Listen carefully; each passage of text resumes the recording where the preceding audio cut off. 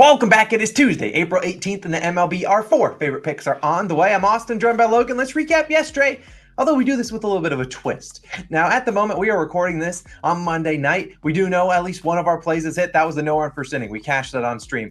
As we record this, the Astros are up 9-1. If they manage to choke that lead with the Blue Jays, they're in the 8th inning now. They managed to choke that, whatever. And then we got the Cubs in Athletics under, which is currently in limbo. The live bet's 8.5. There's 3 runs through a couple innings. So we'll see how that one goes. But either way, a solid, hopefully winning day. Good call on the Astros, Logan. But either way, let's dive into our favorite picks again today. If you are new, go do us a favor. Go down below. Hit that subscribe button. If you ever want to sign up using our sportsbook sign-up bonuses, those are all linked down below. Another way to support the channel. But Logan, you got 2 picks for the people today. What's your first one? Yeah, hopefully the Astros do come through. I mean, come on, 9-1. All right, please. But we're going to another money line because the Astros one should have treated us nicely, and we're going to the Red Sox versus Twins game, and I'm taking the Red Sox on the money line in this one. Currently, I don't know the odds, but it's a close to about a pick'em when we're recording this video. So the pick'em odds is kind of what I'm basing this line reading off. Now, I imagine that this line does swing, probably wildly. Everyone and their mother will be on Twins in this one because there's no reason Chris Sale with his 11 ERA should only be slight underdogs versus Sonny Gray and his sub 1 ERA. That line just seems like a trap. It's an absolute sucker bet. And you know what? We made a lot of money on this channel not betting sucker bets, going the opposite way. In fact, it's how I bet baseball, and it's how I've been so successful. Chris Sale, 11.25 ERA and a 2.05 WHIP in 3 games. Those numbers are really nasty, right? Despite his ERA, though, Chris Sale actually has a favorable matchup against this Minnesota Twins offense, right? The Twins are only hitting .218 versus lefties. That's 22nd in the MLB and are 23rd in OPS versus lefties. I don't need guys to tell you this, right? We're not asking Sale to be perfect, just good enough to keep the game within striking distance because this Minnesota offense is so streaky, right? They're back of the pack offensively, and they don't usually run and hide from their opponents, right? That's, I think, why this game is kind of close on the money line because they say, I think Chris Sale could go out and pitch a solid game. And Sonny Gray gets the start for the Twins today, right? Now on the year, he's been amazing. 0.53 ERA and a 1 WHIP. Those numbers are absolutely amazing to have still a sub 1 ERA with multiple starts. But I was inspired with the way that Boston Red Sox offense, finished the game versus the Angels yesterday. Weird game for anybody who bet it. I'm sorry because, you probably got screwed one way or another. But Boston, rallied and they scored some runs in the later half of that game. And they did make it close, right? They covered the plus 1.5 run line for what it's worth. Boston, we know they're good offensively. 4th in runs scored at home, 11th in OPS at home. So this is a top 10 offense at home. And against Sonny Gray, look, I pulled the numbers. Rafael Devers, Verdugo, and Turner all have hit home runs off of Sonny Gray. I'm telling you, I've seen Sonny Gray before. Sometimes when he's missing locations, they're easy, no doubter home runs. And I'm not saying he's going to give up several home runs today, but I definitely see it as a potential option for this very talented Boston Red Sox team that knows how to, obviously get home runs at home. Now, in the bullpen section, Minnesota 4th in bullpen ERA, Boston 7th in bullpen ERA. At the end of the day, I just trust the Red Sox offense more, even with an inferior starting pitcher. I just think the Minnesota Twins are the definition of a streaky offense. So I am actually back in the Boston Red Sox in a rare spot. I don't normally bet that team, but I do like them here, in a really good Logan's line read situation. But Austin, what do you got for us today? Yeah, I got another pick, but I do want to say that I like the pick. I mean, the Red Sox, they know how to hit at home. The Twins pitching has been superb this year. They're almost, I think, have allowed the fewest hits in the team. I think 2nd fewest runs allowed. I don't think that Twins pitching staff is as good as their numbers indicate. So maybe some regressions coming the way of Sonny Gray, just like some regression came from a guy by the name of Kyle Freeland today. If you bet on the Rockies, you would know that. But either way, my favorite pick, though, is going to be in the Angels-Yankees game. And I'm taking the over 4.5 runs in the first 5. Currently minus 130 on BetMGM. Now, you can take this probably up to minus 140, maybe minus 145. Some books are going to have this line at 5, which means, well, they technically have to get 6 runs or else that pushes, or if they go under that. I probably would, if you got 5 or 5.5 for plus value, I'd probably lean toward just playing it at a half unit or obviously reducing that unit size down there, or don't even play it at all. Now, let's talk about this game, though. And while I don't mind the full game over under at 9, personally, I think if the Angels offense kind of has to step up today, and if the Angels offense, and very similar to the Yankees, they either show up and they're scoring a lot of runs early, they're getting Yerfies, they're getting runs in the second inning, or they're not showing up at all. So I rather just trust the first 5 innings and hope that they get us at least 5 runs here. Now, let's talk about Jose Suarez, who's going to start for the Angels. He currently enters this year with a 10.8 ERA and a 2.28 WHIP. He's really struggled. He's honestly given up this over in our first 5 by himself in one of his starts, gave up 6 earned runs, and then his other ones he gave up 4. So he has not pitched well this year. And while I think he's due a little bit of regression, he was a better pitcher than his stats show this year, and he is a lefty. But I think this Yankees team can get to him. We know this Yankees team has firepower from top to the bottom of their lineup. They're now down Stanton. I think he's on the IL for a couple days, for I think 10 days. But still, the Yankees, while you could look at their stats against lefties, Suarez is a lefty.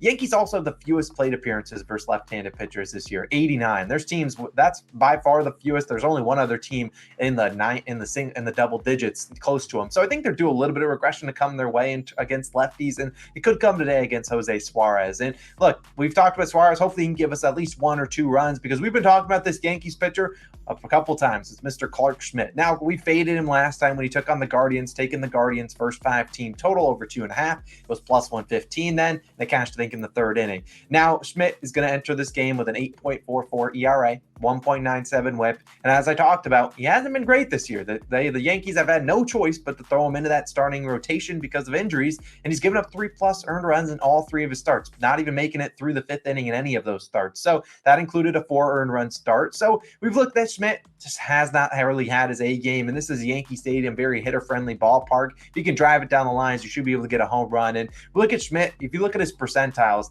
3rd percentile in hard hit percentage, giving up a lot of hard hit balls. We got 3rd percentile in expected batting average, 17th percentile in whiff percentage. In my opinion, when the Angels are really struggling, it's because they're striking out and they can't locate the ball. But we've seen Schmidt really struggle to strike out guys. If he's putting on base runners, walking guys like Mike Trout, who shipped right back today, I think he got a day off yesterday, Shohei Ohtani. This Angels offense, I trust them to score runs. I don't trust their pitching staff at all. Hopefully we see a lot of runs here. I think 5 earned runs is or 5 runs just in general, perfectly capable. Either of these teams could score 5 in the first 5 innings themselves, but I think it's probably a combination of both. I think both teams are certainly capable of getting this done. Hopefully Jose Suarez and Clark Schmidt just go out there, give us a couple earned runs each, and we'll cash this over 4.5 in the first 5 innings in that Yankees versus Angels game. But Logan, you got a second play for the day. You had a second play yesterday. It was the White Sox game, which got postponed, but where are you going for this one? In the same fashion as that pick, I'm going to a first 5 run line, and I'm taking the Padres plus a half on the first 5 innings run line. Again, guys, if you're betting first 5, it could be first half or first 5 innings on your book, depending on which book you're using. Now, the last time these two teams and pitchers faced each other, we cashed the Braves' first 5 run line. Maybe you do remember it. It was a very sweaty bet with Blake Snell and Spencer Strider on the mound. And just like we're running it back in this one, we're running it back in the opposite direction. I see a lower scoring game this time around through 5, unlike last time. So I see a different outcome through this first 5 innings. I'll take a shot at Blake Snell pitching at home, where he's definitely more comfortable. Now, Snell, if you're looking at his numbers, normally not a guy I back, right? It's just one of my things. I normally fade this guy. 6.92 ERA and a 2.15 WHIP on the season. Those are disgusting numbers, right? They pay this guy way too much money to be this bad, and we know Blake Snell struggles on the road. That's why I always fade him on the road. Now, at home, I'm careful when I fade because I know he's certainly a capable pitcher of being good at home, and I think this is going to be a bounce-back spot for him at home. In 2022, Blake Snell, 3.56 ERA at home, which is a huge downward trend from his current 6.23 ERA at home. I think this is a get-right game. Even against a very formidable Braves offense, I still think he'll be able to navigate his way through the order. His command control will be better pitching at home. That is just inevitable. He walked in a run, last time we bet against him, and I think he'll obviously be better this time around. Spencer Strider, on the other hand, is who's starting for the Braves. 3.38 ERA and a 1.19 WHIP this season. Now, Spencer Strider, really good pitcher. I'm not poking holes in the mustache this game, but the Padres were able to get some hits and runs up on Strider last time he was out. Matt Carpenter hit a 3-run home run, which I thought sunk our bet. It didn't look good for our first 5 bet. The first time around, I was like, are you kidding me? Because Spencer Strider throws hard, and sometimes when he throws hard, it's just that much easier for these hitters to get barreled on the ball, and it's gone. And now San Diego, not a hitter-friendly ballpark, but still, both these pitchers can put on base runners via walk. We know that, right? Snell walk and Strider walk as well too, right? 4.5 walks per 9 ratio for Spencer Strider on the year. That's going to provide run opportunities for San Diego. Since they're 8th in walks drawn, 9th in strikeouts, these Padres hitters, they're not very consistent at hitting the ball, but what they are consistent at is being plate disciplined. And I think they're going to be plate disciplined against Spencer Strider, not chase outside the zone.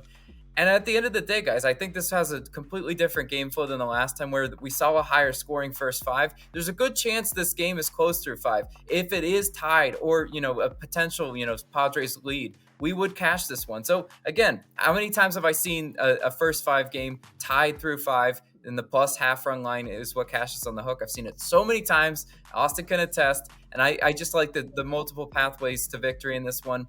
So I'm going to go ahead and take the Padres plus a half on the first 5 run line. But Austin, you know what time it is. Oh, yeah, the music's going. Nerfy Nation time, baby. We cashed out yesterday with that Giants-Marlins one. It was electric doing it on stream with you. Very no sweat. We only had one base runner, which is very unlike us. Normally we have multiple base runners, players in scoring position, but no, we got it done in that Giants-Marlins game. And, Logan, what's better than hitting one Nerfy in a series? Why not going back to it? Because we're going back to the Giants and Marlins game, taking the no-run first inning, minus 128 on FanDuel. Now, we won't have a stream today. I know it's sad. We'll return the streams in a week or two, but we do like this one. And as a reminder, Nerfy just means the no run in the first inning. You take the under 0.5 runs in the first inning, or you can bet the tie if you want to bet a little more juice, which I don't recommend, but up to you guys. Now, let's talk about this one. If it ain't broke, don't fix it. Edward Cabrera going to start for Miami, and he's 3-0 this season on first Nerfies. He's been really, really good for him. And while he is going to walk some guys, that's going to happen. You much rather a guy walking people than giving up hits. That's only one base instead of extra base hits. And look, the Giants are 10th in first inning runs. That number probably goes down a tad after they didn't score in the most recent game. And I think that Cabrera can come in here, do his thing, get us those first 3 outs. Who's on the other side, Logan? Yeah, we've got Alex Wood starting for the Giants, and Wood, a decent pitcher, right? Especially in the no-run first inning portion. He's 2-0 on Nerfies this season, and he's facing the Marlins lineup, right? Marlins 26th in first inning runs. They're definitely back of the pack. This isn't an offense that really strikes fear into my heart. And the over-under set predictably that 7.5, 8 region. Look, on stream, if you guys were joining us, Austin and I said we were talking about we need to bet more Marlins Nerfies. It's just something I can live with. Like, I can sleep fine at night if it's the Marlins that ruin this Nerfie. I'll just say, all right, well, good for them. You know what? At the end of the day, these two offenses don't strike fear into my heart. We're going to go ahead and play the Nerfie. This might be one of those series where it just gets into a no-run first inning rhythm. They score runs later on, but they keep them out of the first inning. Nerfie Nation, let's go back to back. Yeah, let's wave these flags and let's have another winner. That's what we saw in that Phillies-Marlins series. You just kept running it back over and over again. We took Edward Cabrera in his last start. He got it done for us. Hopefully we can do it again, cash our other 3 picks, and have another winning day like we had yesterday. Of course, we appreciate you guys. If you want to check out our parlay of the day, we have another one. It's at the top, a link on the screen. If you want to go check it out, show some love to the Dimers people. Go read it, see exactly who we're betting on today. We would appreciate that. But Logan, it's a great Tuesday. Let's have a great day. We'll see you guys back in tomorrow. Same time, same place. We'll see you guys then. Peace out.